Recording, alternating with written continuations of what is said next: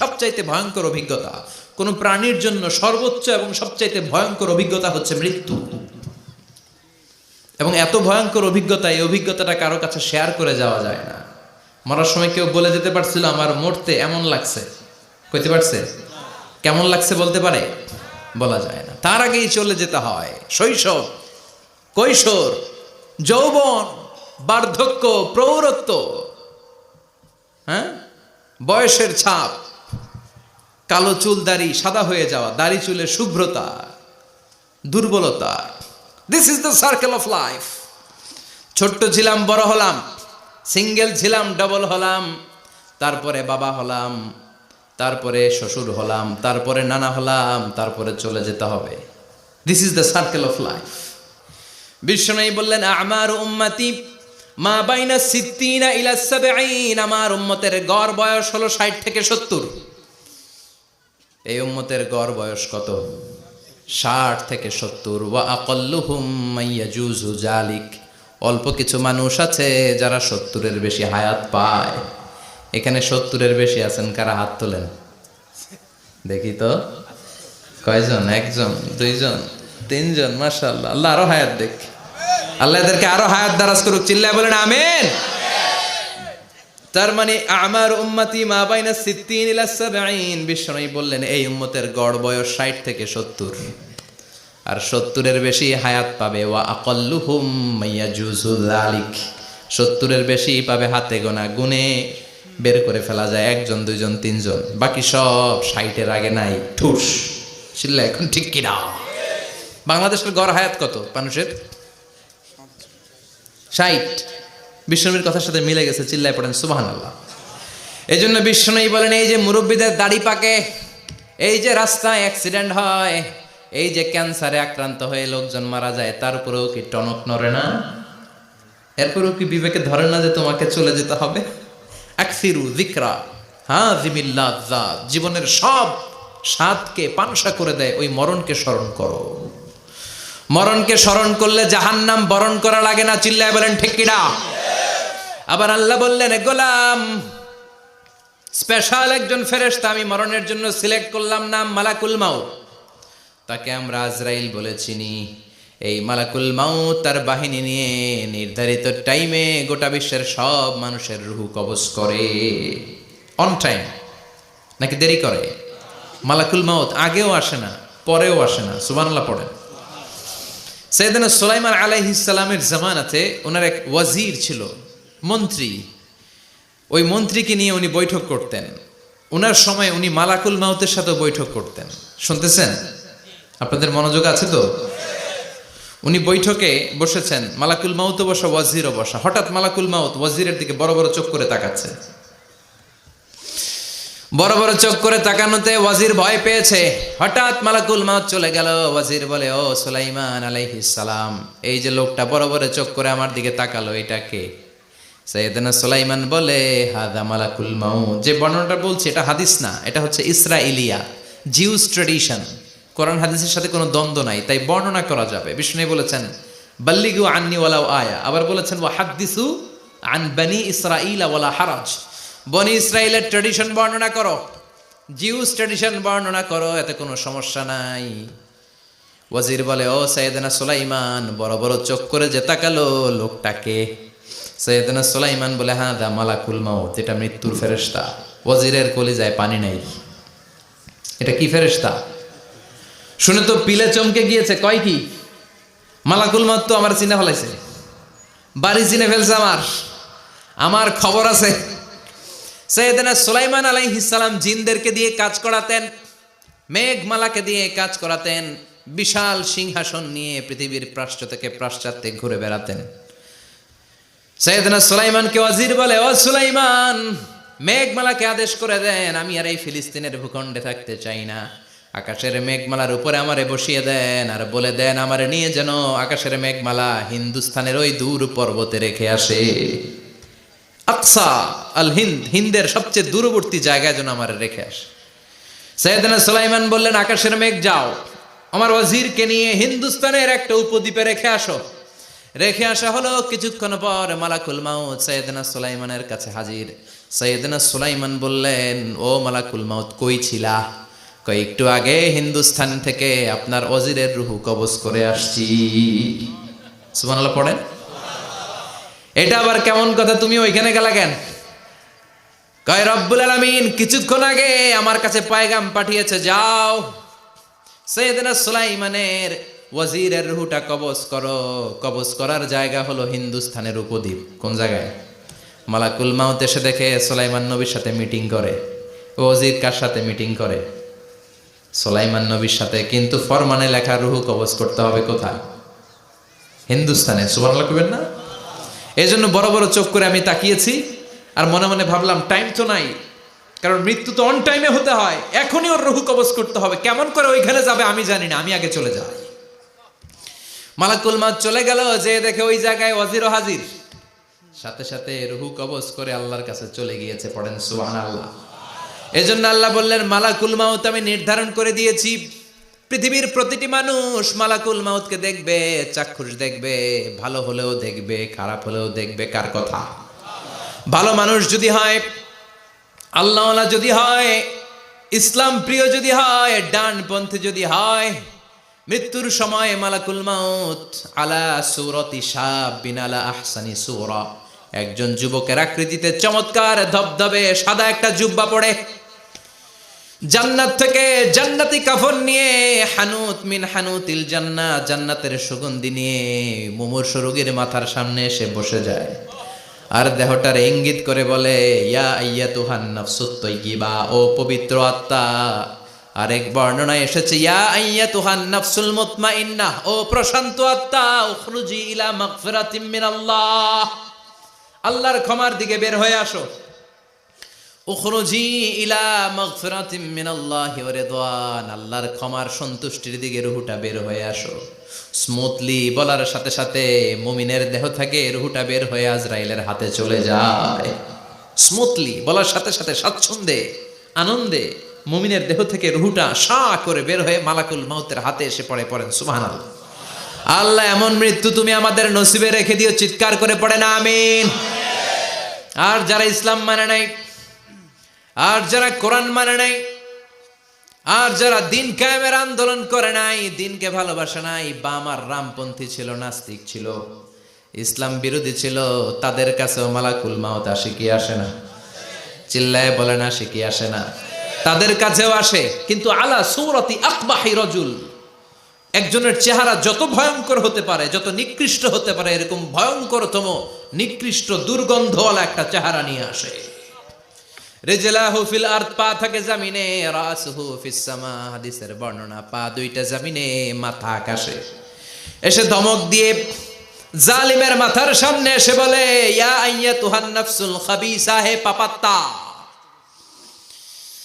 হে অপবিত্র আত্মা, উখরুজি ইলা সাখাতিল্লাহি ওয়া গাদাবিহি, আল্লাহর রাগের দিকে, আল্লাহর অসন্তুষ্টির দিকে বের হয়ে আয়।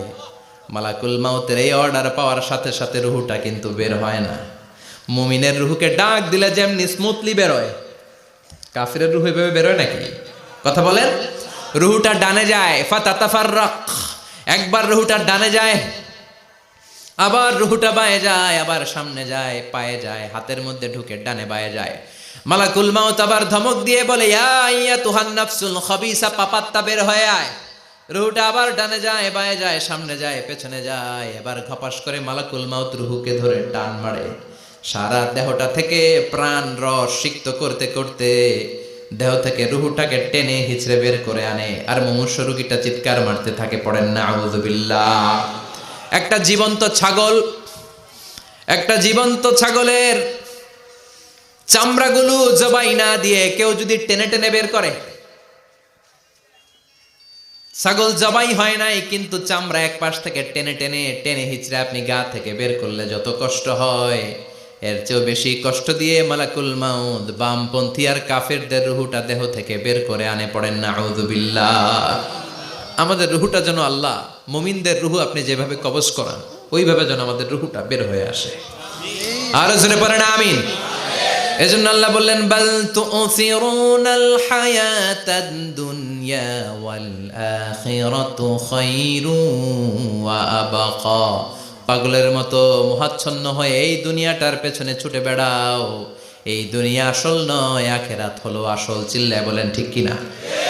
অস্থির, আমরা অস্থির, আমরা ব্যস্ত দুনিয়ার লোভে আর মোহে পড়ে। আমাদেরকে যে মরতে হবে, চলে যে যেতে হবে, এটা ভাবার সময় আমাদের নাই। চিল্লাই কোন ঠিক কিনা? এজন্য বলা হয় মুতু ক্বাবলান তামুতু, মরার আগে একবার মরো। হাসিবু ক্বাবলান তুহাসাবু আলাইক, তোমার হিসাব কিয়ামতের দিন করার আগে তুমি তোমার হিসাব করো। জীবনে কি কি পাপ করেছি আমি জানি, আমার চেয়ে ভালো কেউ জানে না। চিল্লায় বলেন ঠিক কিনা? কি কি অন্যায় করেছি আমার হৃদয়ের মধ্যে কথাগুলো আছে না নাই? পৃথিবীর কেউ না জানলেও আমি জানি কি জানি না। এজন্য হাসিবু ক্বাবলান তুহাসাবু আলাইক, তোমার হিসাব বসার আগে নিজে হিসাব করো কি কি করলা। আসল মরণের দিন শটান হয়ে তো শুয়ে পড়ো ভাই। মরার আগে আরেকবার মরো। মরার আগে আরেকবার কি করবেন? কথা বলেন। মরার আগে কি করতে হবে? হঠাৎ একদিন বিছানায় শটান হয়ে শুয়ে যান, চক্ষুটা বন্ধ করেন, ভাবেন মরে গিয়েছেন। এই তো মালাকুল মাউত চলে এসে রুহটা নিয়ে গেল। আত্মীয় স্বজন চিৎকার চেঁচামেচি শুরু করে দিল, কান্নার রোল পড়ে গেল চারদিকে।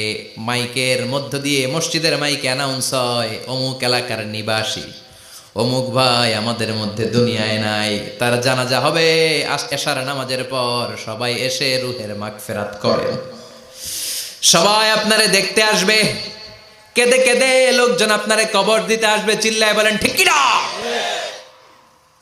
কেঁদে কেঁদে সবাই আসবে, দেখার জন্য আসবে। ছেলেগুলো কাঁদবে, স্ত্রী কাঁদবে, বাবা মা কাঁদবে, বন্ধু বান্ধব কাঁদবে।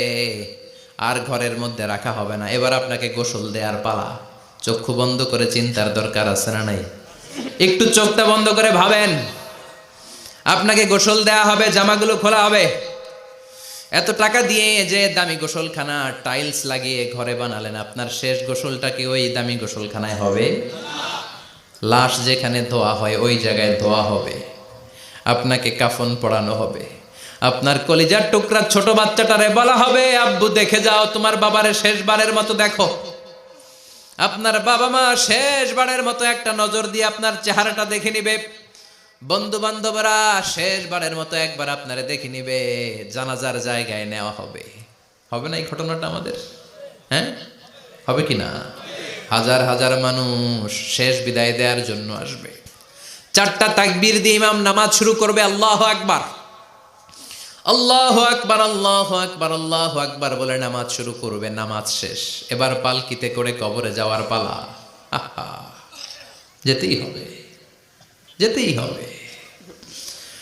পালকিতে করে লোকজন নিতে শুরু করবে। কবরস্থানের ওই জায়গায় যেখানে মানুষ বছরে মানুষ না মরলে যায় না, ওই গহীন নিঝুম কবরস্থানে ঢুকানো হবে। পালঙ্ক থেকে নামিয়ে আপনার জন্য করে রাখা আগ থেকে কবরটার মধ্যে শুইয়ে দেয়া হবে। উপরে বাঁশ দিয়ে ছাউনি। শেষবারের মতো সবাই দেখে বাঁশের ছাউনির উপরে মাটি চাপা দিবে। ঠিক কিনা? চলে যাবে সবাই, কেউ নাই, অন্ধকার, শুধু অন্ধকার। এই অন্ধকার যেন শেষ হতে চায় না। এই ঘটনা ঘটবে না আমাদের? কথা বলেন, ঘটবে কিনা? এজন্য মরার আগে এগুলো চিন্তার দরকার আছে না নাই? মরার আগে আরেকবার মরার দরকার আছে না নাই? এজন্য রব্বুল আলামিন বলেন, বাল তুসিরুনাল হায়াতাদ দুনিয়া ওয়াল আখিরাতু খায়রুন ওয়া আবকা। এই দুনিয়ার জীবনটাকে তোমরা আসল জীবন মনে করো, এটা আসল জীবন নয়। আসল জীবন হলো কবরের জীবন। চিল্লায় বলেন ঠিক কিনা? এজন্য লাইফটা হলো one time, one chance. Second কোনো চান্স আপনাকে দেয়া হবে নাকি? কাফেররা বলবে, ইয়া রাব্বি আরেকটা সুযোগ দেন। লাউ আন্না লানা কাররা ইয়ানি মাররা, আল্লাহর একটা সুযোগ যদি পেতাম দুনিয়াতে ভালো করে আসতাম। আল্লাহ বলবেন, ইন্নাহা কালিমাতুন কাইলুহা, এটা শুধু তাদের মুখের কথা। তাদেরকে আবার সুযোগ দিলেও তারা কিচ্ছু করবে না। চিল্লায় এখন ঠিক কিনা? এজন্য একটা চান্স আমরা পেয়েছি, এই দুনিয়ার ওয়ান চান্সে আমরা ভয় পাবো একজনকে। চিল্লায় বলেন তিনি কে? এজন্য যেতে আমাদেরকে হবে। এই মরণ থেকে পালানোর কোনো সুযোগ কেউ পালাতে পারে নাই। এই মরণ হলো আখিরাতের প্রবেশদ্বার। মরণ নামক পালকিতে চড়ে আমরা কবরের ভেতরে ঢুকি। মরণ হলো প্রথম পর্ব, কবর হলো দ্বিতীয় পর্ব। যেরকম ঠিক কিনা? এজন্য বিশ্বনবী বললেন, আল কবর রাউদাতুম মিন রিয়াদিল জান্নাহ আও হুফরাতুম মিন হুফারিন নার। কবর হলো কারো জন্য জান্নাতের বাগান, কারো জন্য জাহান্নামের গর্ত। আমরা বলি, আল্লাহ আমাদের কবরটারে জান্নাতের বাগান বানাও। আরো জোরে পড়েন আমিন। আবার বিশ্বনবী বললেন, ইন্নাল কবরা আউয়াল মানজিল মিন মানাজিলিল আখিরাহ। কবর হলো আখিরাতের মানজিলগুলোর প্রথম মানজিল। আখিরাতে একটার পরে একটা অনেকগুলো স্টেশন আপনাকে পার হতে হবে। প্রথম স্টেশনটার নাম হলো কবর। প্রথম স্টেশনের নাম কি? এই কবর নামক স্টেশনে যদি আপনি মাফ পেয়ে যান, সামনের সব স্টেশনগুলোতে মাফের ব্যবস্থা করবে কে? আল্লাহ। আর কবর নামক স্টেশনে যদি ধরা খেয়ে যান, আপনার মায়ের আছে না নাই? লাশটাকে যখন রাখা হয়, লাশটা চিনে কে আমারে রাখলো, কে আমাকে ধৌত করলো, কে আমারে কাফন পড়ালো। এজন্য বিষ্ণুই বলেছেন, মুমূর্ষের সামনে বসে বসে পড়ো, লা ইলাহা ইল্লাল্লাহু মুহাম্মাদুর রাসূলুল্লাহ। লাকিনু মাউতাকুম লা ইলাহা ইল্লাল্লাহ। মুমূর্ষের সামনে দাঁড়িয়ে দাঁড়িয়ে পড়ো, লা ইলাহা ইল্লাল্লাহ। এই লা ইলাহা হচ্ছে জীবিতদের জন্য কালিমা, আর আমরা মরার পরে এই জিকির করি। ঠিক না? আমাদের দেশের অনেক জায়গায় লাশ নিয়ে কবরে যাওয়ার সময় লা ইলাহা পড়ে না। না, এটা আগের জিকির, মরার আগের জিকির। মরার আগে আপনাকে অ্যানাউন্সমেন্ট দিতে হবে, আল্লাহ ছাড়া কোনো ইলাহ নাই, বিশ্বনবী হচ্ছেন শেষ নবী এবং রসুল। চিল্লায় বলেন ঠিক কিনা? লাশটাকে যখন রেখে দেয়া হয়, বিশ্বনবী যত মানুষকে কবরে রেখেছেন তারপরে দাঁড়িয়েছেন আর বলেছেন, ইস্তাগফিরু লিআখিকুম, তোমার ভাইদের জন্য তোমরা দোয়া করো। ফাইন্নাহুল আনা ইউসআল, এখনই তাকে কবরে সওয়াল করা হবে। কবরে প্রশ্ন আসছে না নাই? কথা বলেন।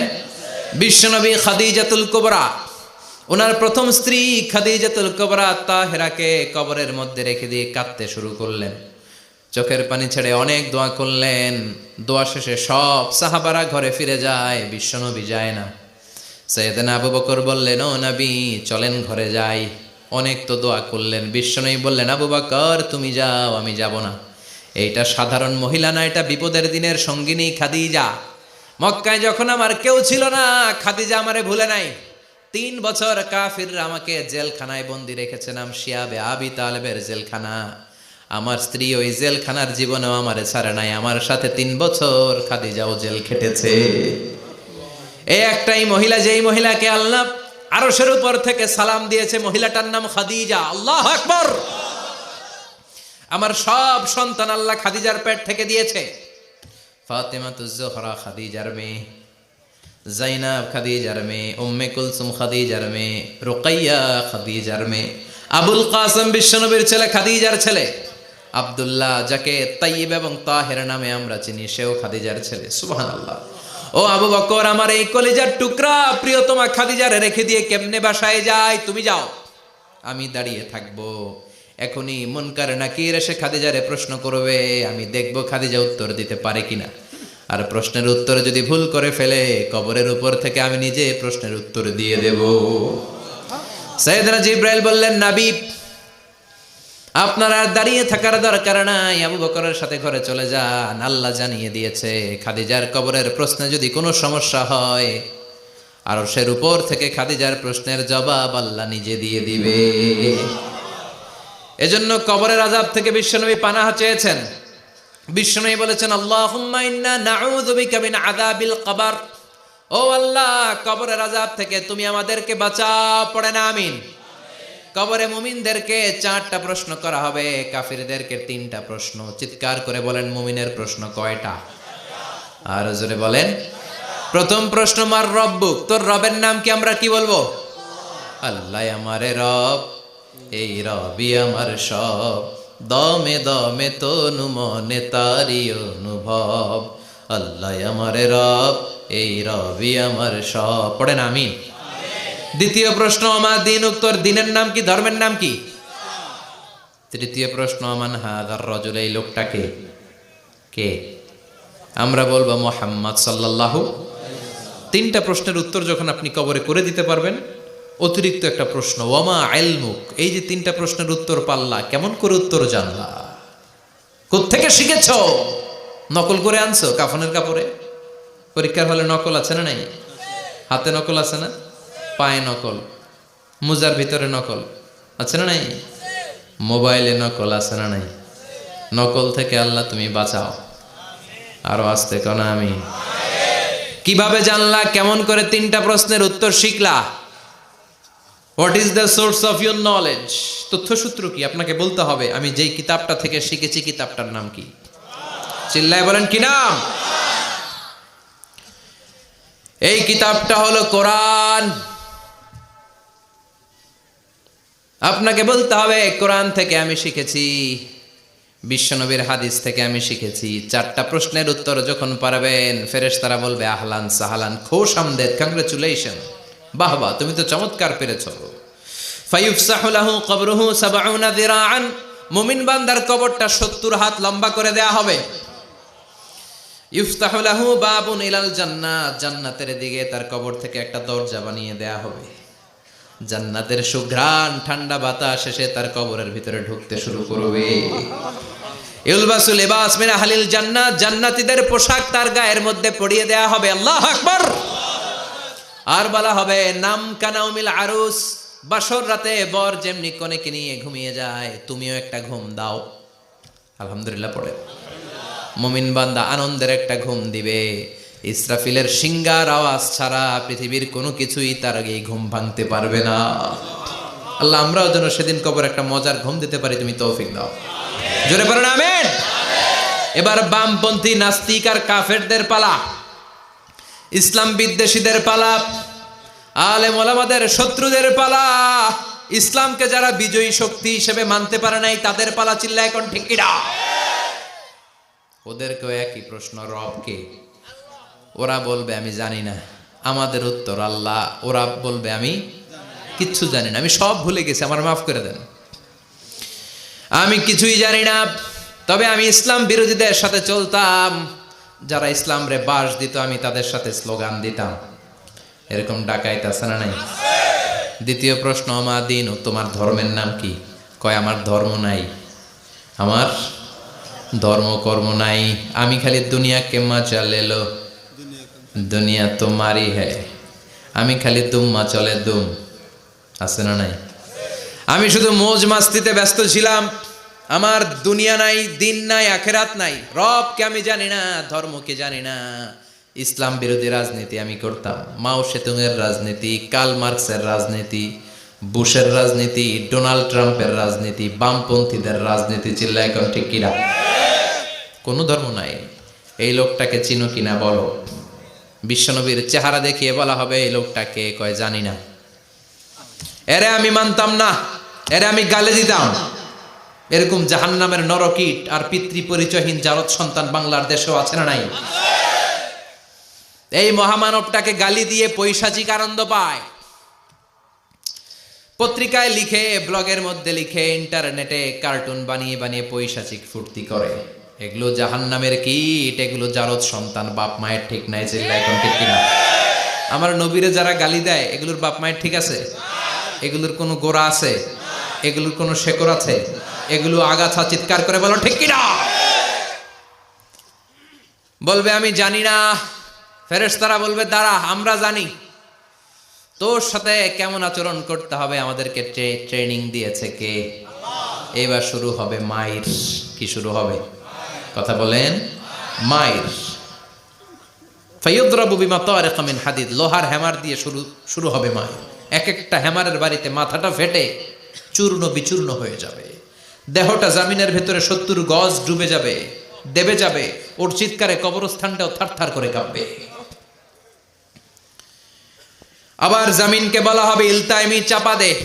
জামিনে ঢুকে যাওয়ার পরে জামিনের এ পাশ থেকে একটা চাপা, মাটি চাপা, বাম দিক থেকে মাটি চাপা, 2 চাপায় ডান দিকের পাজর বায়ে চলে যাবে, বাম দিকের পাজর ডানে চলে আসবে। ওর চিৎকারে কবরস্থানটা থার থার করে কাঁপবে। আল্লাহ এই ধরনের পরিস্থিতি থেকে তুমি আমাদেরকে বাঁচাও। আরো চিৎকার করে বলে না আমিন। এজন্য কবরের এই প্রস্তুতি নেওয়ার দরকার আছে না নাই? কোরআনের পক্ষে থাকার দরকার আছে না নাই? ইসলামের পক্ষে থাকার দরকার আছে না নাই? ইসলামী আন্দোলনের সাথে থাকার দরকার আছে না নাই? ইসলামের বিজয় চাওয়ার দরকার আছে না নাই? যে লোক ইসলামের বিজয় চায় না, যে লোক চায় না ইসলাম দিয়ে দেশ শাসিত হোক, যে লোক চায় না কোরআনটা সংসদ ভবনে নেতৃত্ব দেখ, তার অন্তরে ঈমান থাকতে পারে নাকি? এই জন্য মৃত্যু থেকে যতই পালাও, পালিয়ে বেঁচে থাকতে পারবা নাকি? পারা যাবে? চিল্লায় বলেন। কোন নবীরা পারছে?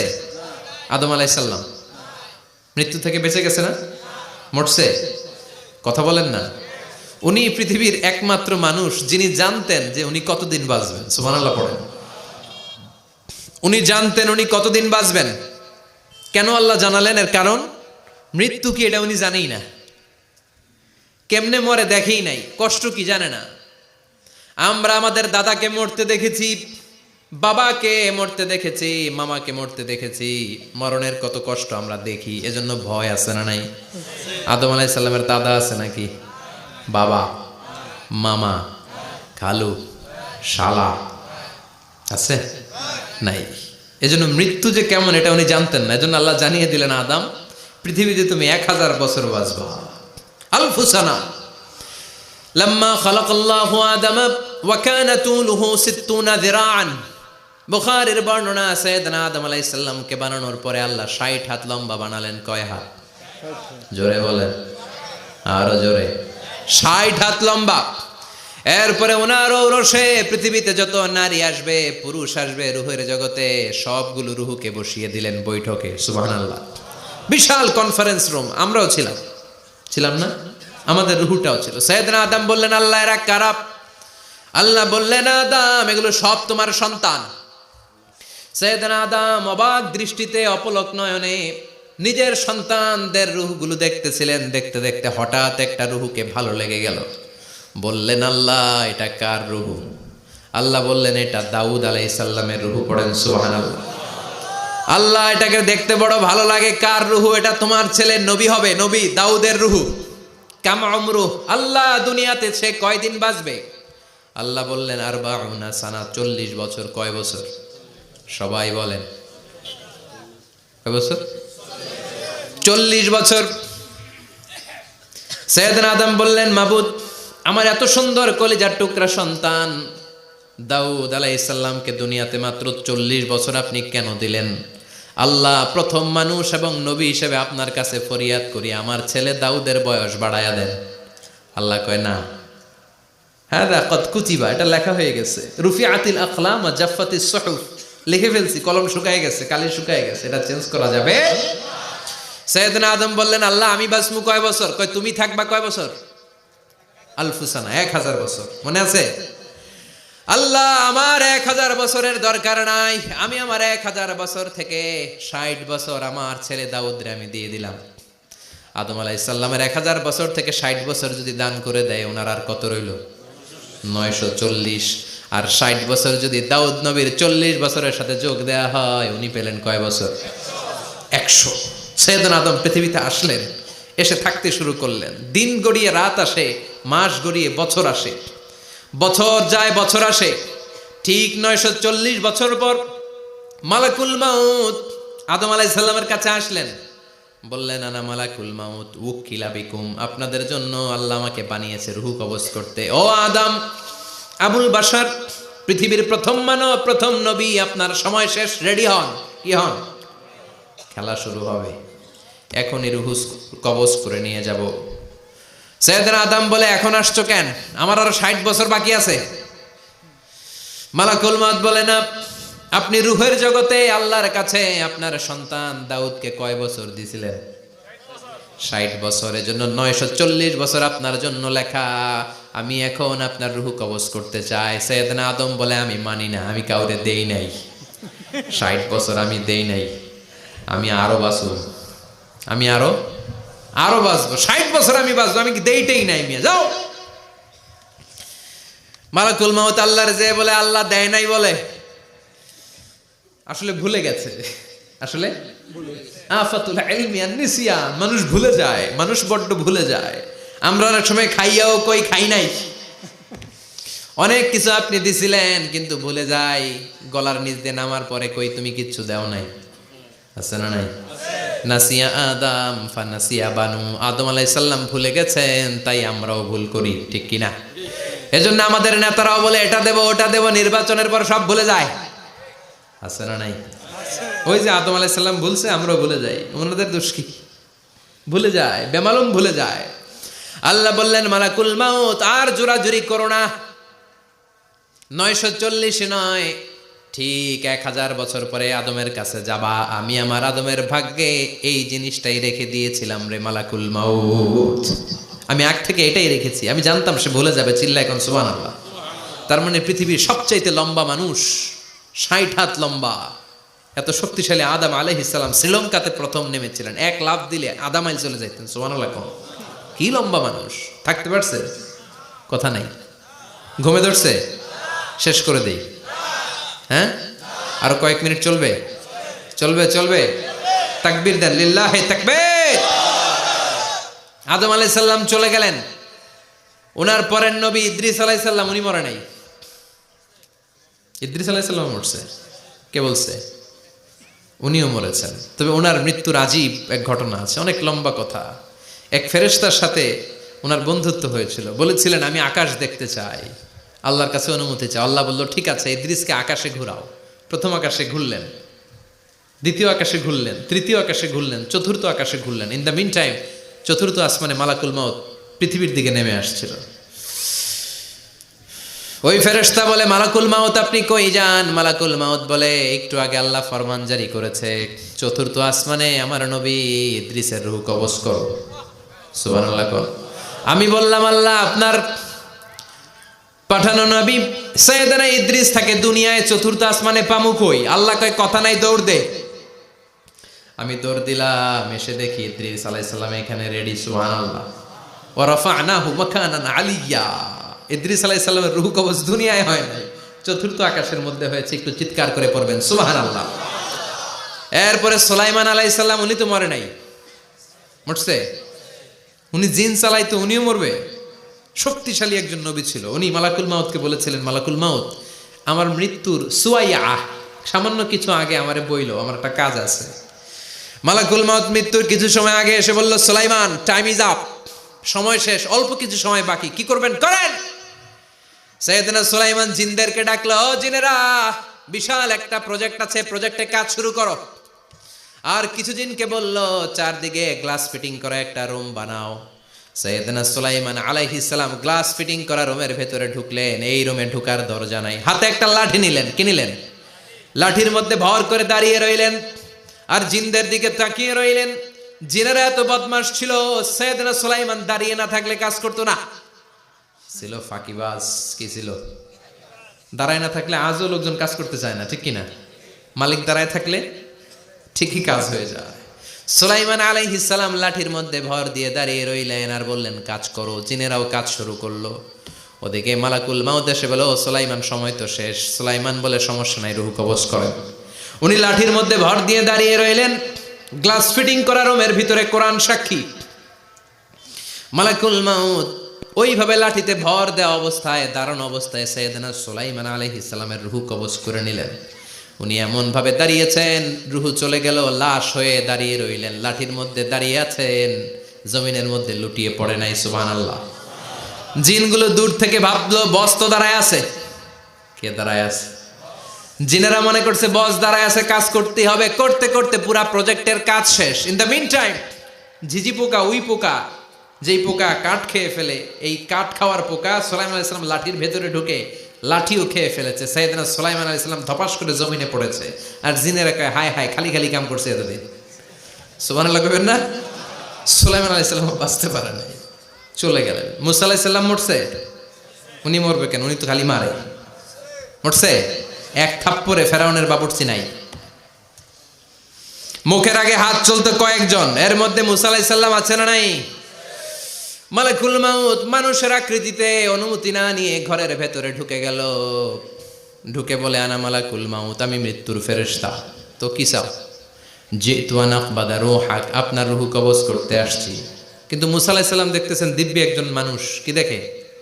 আবার সালাম দেয় নাই, অনুমতি নিয়েও ঢুকে নাই। অমিয়া অনুমতি নিয়ে ঘরে ঢোকার দরকার আছে না নাই? মুসা আলাইহিস সালামের মেজাজ বড় গরম। উনি বললেন কি করবি? কয় আপনারে মারমু। কয় এদিকে আয়। মালাকুল মাউত মনে মনে ভাবে এতদিন সব মানুষগুলো আমারে দেখলে দিত দৌড়, আজকে মনে হয় আমারে দিতে হবে দৌড়। এক পা আগায় দুই পা পেছায়, সাহস করে সামনে গেলেন। আবার মুসা আলাইহিস সালাম দিলেন এরকম থাপ্পড়, ফাসাক্কাহু ফাফাকু আইনা। বুখারীর বর্ণনা, এক থাপ্পড়ে চোখ নাই। ঠিকই মালাকুল মাউত দৌড়, এক দৌড়ে আল্লাহর কাছে।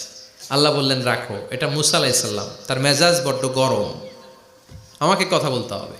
আল্লাহ বললেন মুসা, বুখারীর বর্ণনা, গরুর পিঠের উপর হাত রেখে দাও। রাখা হলো। তোমার হাতের নিচে গরুর যত পশম, প্রত্যেক পশমের বিনিময়ে এক এক বছর করে হায়াত বাড়িয়ে দিলাম। মুসা আলাইহিস সালাম অনেক চালাক নবী, উনি বললেন আল্লাহ আমার হাতের নিচে যদি গরুর 2000 পশম থাকে, তার মানে 2000 বছর হায়াত বাড়িয়ে দিলেন, কিন্তু এক্সট্রা হায়াত যখন শেষ হয়ে যাবে এরপরে কি হবে? আগে ওইটা বলেন। আল্লাহ বললেন সুমাল মাউত, তারপরে তো মুসা মরতেই হবে, আসতেই হবে।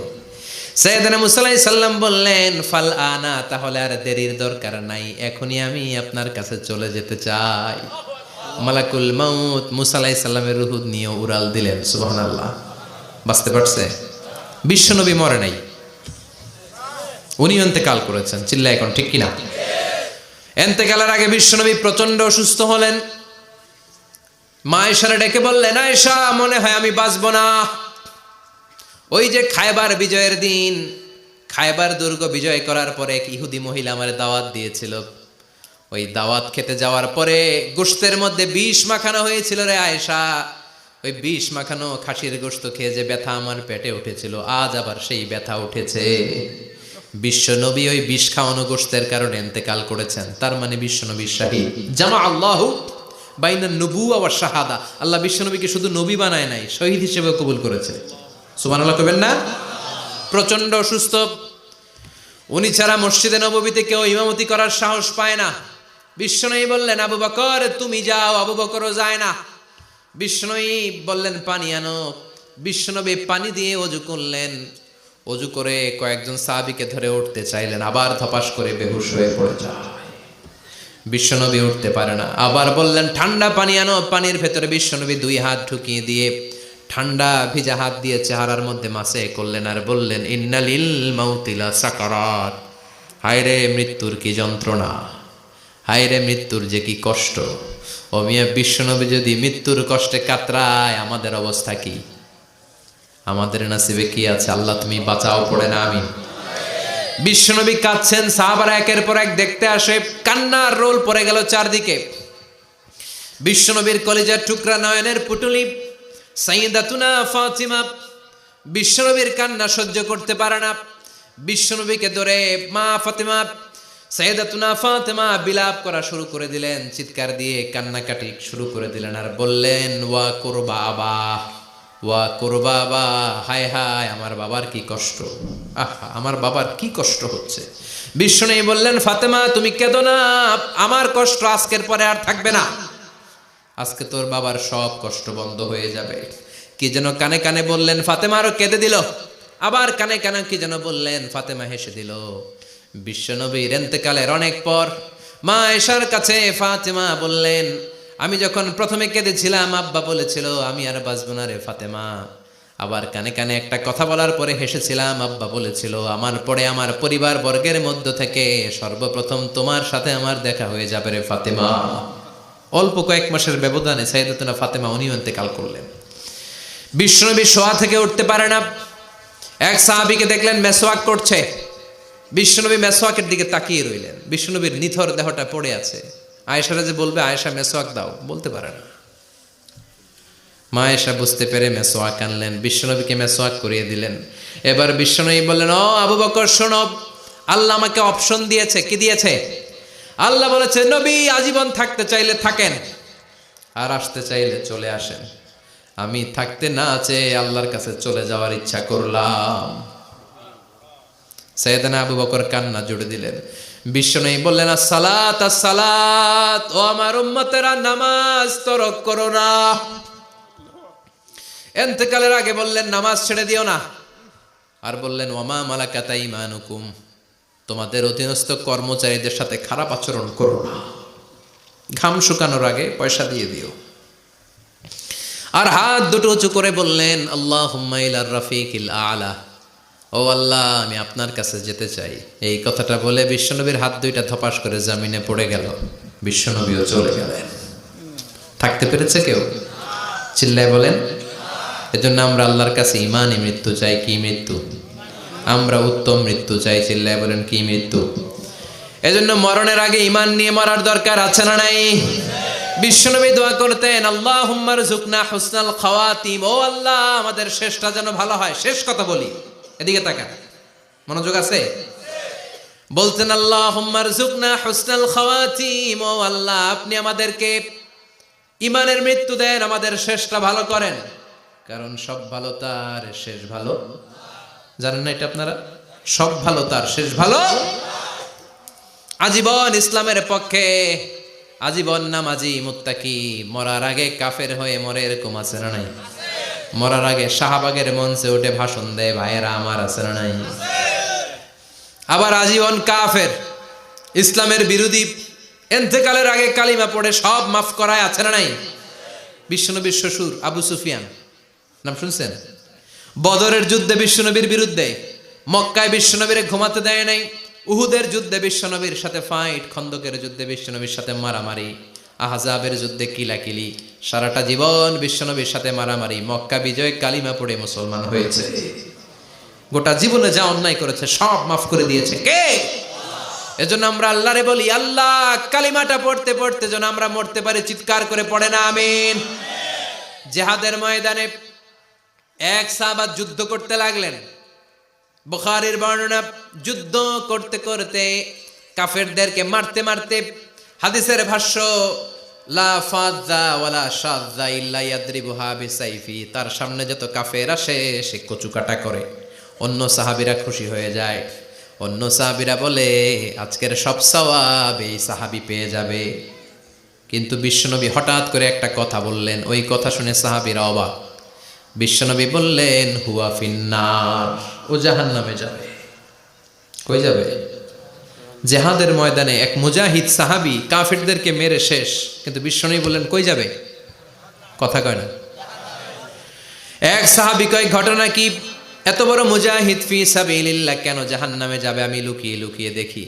লুকিয়ে লুকিয়ে ওই সাহাবী দেখে, মুজাহিদ সাহাবী যুদ্ধ করতে করতে কাফেরদের বিশাল একটা ঘাটির ভেতরে ঢুকে গেল।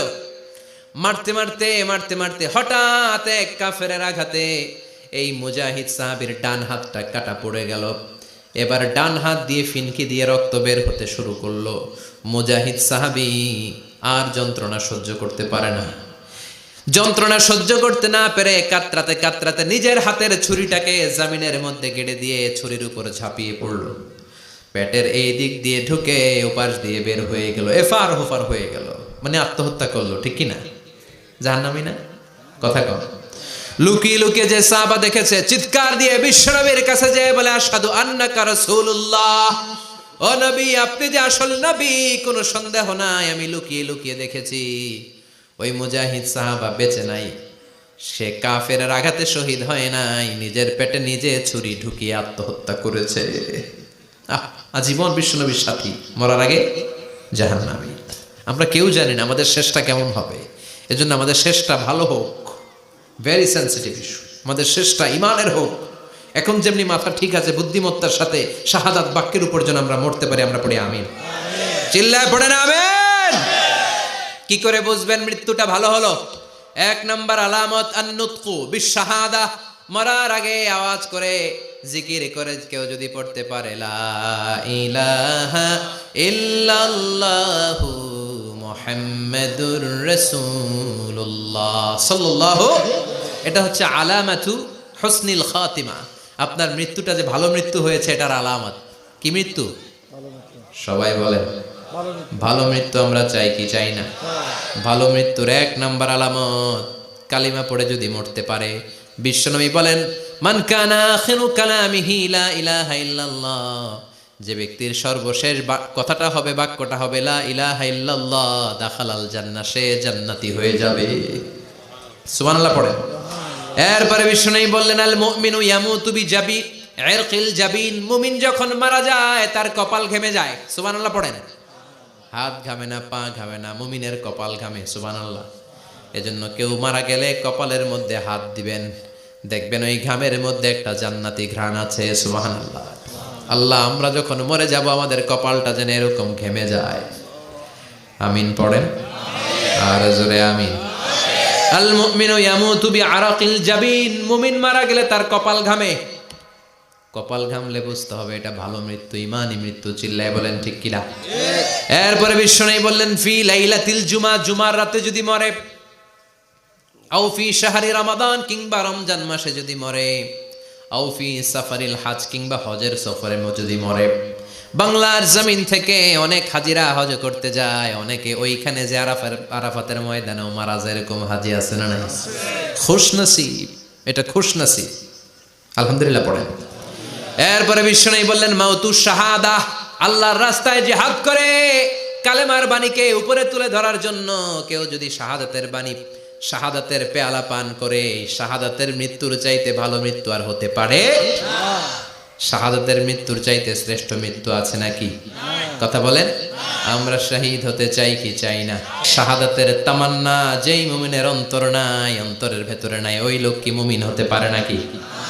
মান সাআলাল্লাহ শাহাদা, বিশ্বনবী ফরমান, যে ব্যক্তি আল্লাহর কাছে শাহাদাতের মৃত্যু চায়, বাল্লাগাহুল্লাহু মানাজিলাশ শুহাদা ওয়া ইন মাতা আলা ফিরাশিহি, কেউ যদি আল্লাহর কাছে শাহাদাত অন্তর থেকে কামনা করে, রব্বুল আলামিন ওই ব্যক্তিকে শাহাদাতের মর্যাদায় নিয়ে যাবেন, যদিও সে বিছানায় পড়ে পড়ে মারা যায়। বিছানায় পড়ে মারা গেছেন, কিন্তু অন্তরে কামনা ছিল আল্লাহ আমার তুমি শহীদ হিসেবে কবুল করো। শহীদদের কাতারে আপনারা দাঁড় করায় দিবে কে? ওমরে ফারুক বলতেন আল্লাহুম্মা রযুকনা শাহাদাতান ফি সাবিলিক, ও আল্লাহ আপনি আমারে আপনার রাস্তায় শহীদ হিসেবে কবুল করেন। ওয়ারযুক মাউতি ফি হারামি রাসূলিক, পৃথিবীর কোন শহরে মরতে চাই না, বিশ্বনবীর শহরে মদিনা শহরে আমার মৃত্যু কবুল করেন। ওমরে ফারুক কই মরছে? কথা কও। ফজরের জামাতে ইমামতি করতে গিয়েছেন, মাওলাল মুগীরা আবু লুলু আল মাজুসি মাওলাল মুগীরার আঘাতে অ্যাসাসিনেটেড বাই মুগীরা, স্টেবিং করেছে। এখানে তিনটা আঘাত করেছে, একটা এখানে, একটা পাজরে, একটা নাভির মধ্যে, নাভি কেটে দুই ভাগ। ওনাকে খাবার দেয়া হলো নাবিজ, দুধ মাখানো নাবিজ। ওই নাবিজের দুধ নাভি দিয়ে বের হয়ে যায়। উনি বললেন কে মেরেছে আমাকে? বলল অগ্নি উপাসক। শুকরিয়া করে বললেন আল্লাহ আমারে কোনো মুসলিম মারে নাই, কোনো মুমিন মারে নাই। উনি বেহুশ ছিলেন, হুশ ফিরে সবাই রে বললেন আসল্লান নাস, ফজরের যেই নামাজটা আমার ইমামতিতে শুরু হয়েছে, এক রাকাতের পর আমাকে মারা হলো। এবার আমাকে বলো আমার নেতৃত্বে যে নামাজটা শুরু হয়েছে, নামাজটা ঠিক মতো হয়েছে কিনা? সুবহানাল্লাহ। আমারে কে মারলো? কে তোমাদের খলিফা হবে? কি হবে আমার আব্দুর রহমানের আব্দুল্লাহর? এগুলো নাই। প্রথম কথা ছিল মানুষরা নামাজটা পড়েছে কিনা। সুবহানাল্লাহ। এজন্য শাহাদাতের তামান্না সবচেয়ে বড় তামান্না। চিল্লায় বলেন ঠিক কিনা? এরপর বিশ্বনবী বললেন মুরাবিতান ফি সাবিলিল্লাহ, মুসলিম রাষ্ট্রের পাহারা দেয় যারা, বর্ডার গার্ড। আমাদের দেশের বর্ডার গার্ডের কি বলে? আগে বিডিআর ছিল, এখন বিজিবি। আমার বিজিবির ভাইয়েরা না খেয়ে না পড়ে শীতের রাতে দেশ পাহারা দেয়। বিএসএফ এর গুলিতে যদি মারা যায় এটা শহীদ। সুবহানাল্লাহ।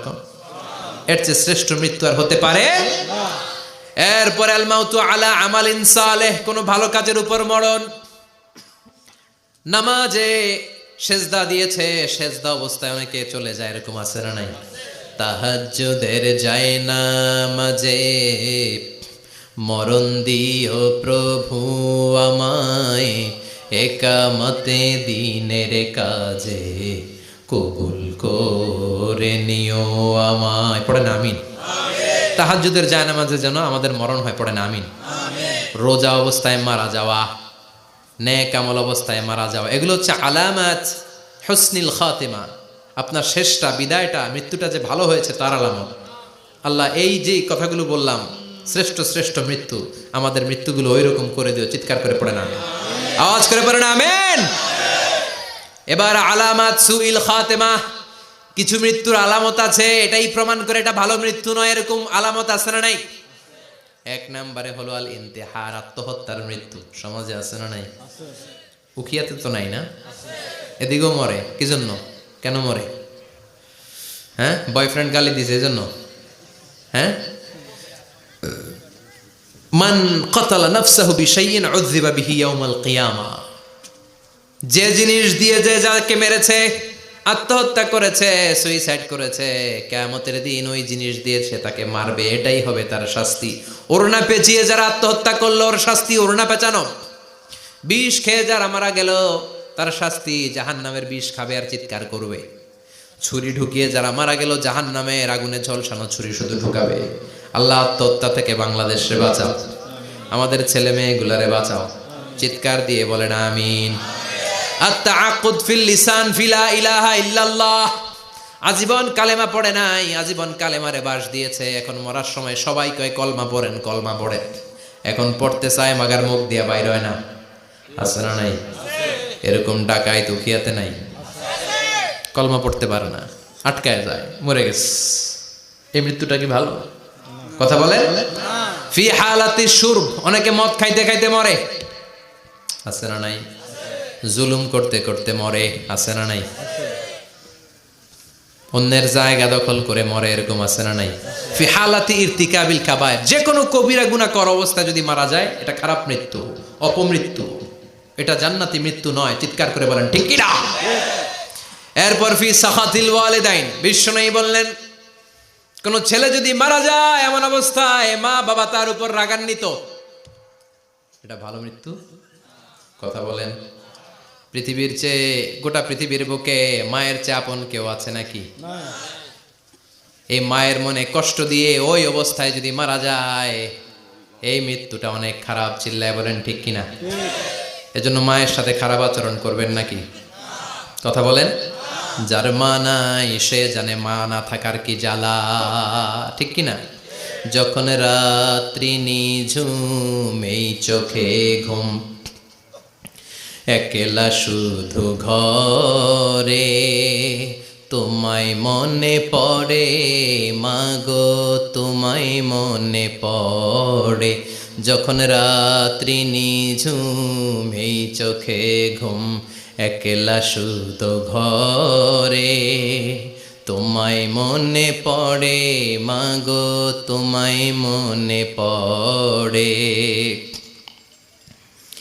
এজন্য মায়ের দোয়া সবচেয়ে বড় দোয়া।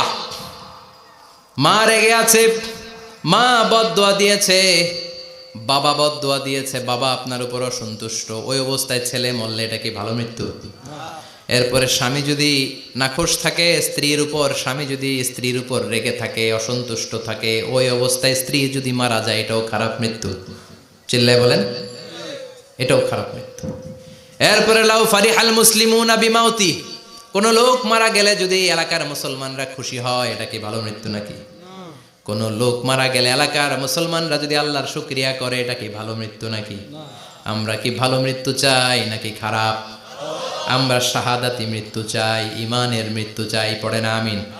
এজন্য রব্বুল আলামিন বলেন বাল তুসিরুনাল হায়াতাদ দুনিয়া ওয়াল আখিরাতু খায়রুন ওয়া আবকা, ক্ষণস্থায়ী দুনিয়াটাকে তোমরা বড় মনে করো, এটা বড় না, বড় হলো আখিরাতের জীবন। এজন্য আখিরাতের জীবনের জন্য প্রস্তুতি দরকার, আছে না নাই? মরণ হচ্ছে সবচেয়ে বড় প্রস্তুতি, মরণের চিন্তা। মান কানা ওয়াইদান ফাল মাউতু ইয়াকফি, যে নিজেকে সোজা করতে চায় মৃত্যুর চিন্তাই তার জন্য যথেষ্ট। আজকের এই আলোচনার পরেও কি আমাদের টনক নড়বে না? আজকের এই কথাগুলোর পরেও কি মৃত্যু নিয়ে আমরা ভাববো না? আজকের আলোচনার পরেও কি আমার হিসাব শুরু হওয়ার আগে আমি একটু নিজের হিসাব কষে নিব না? আল্লাহ আমাদের সবাইকে কথাগুলো বুঝার ও আমল করার তৌফিক দান করুক। আমরা পড়ি আমিন।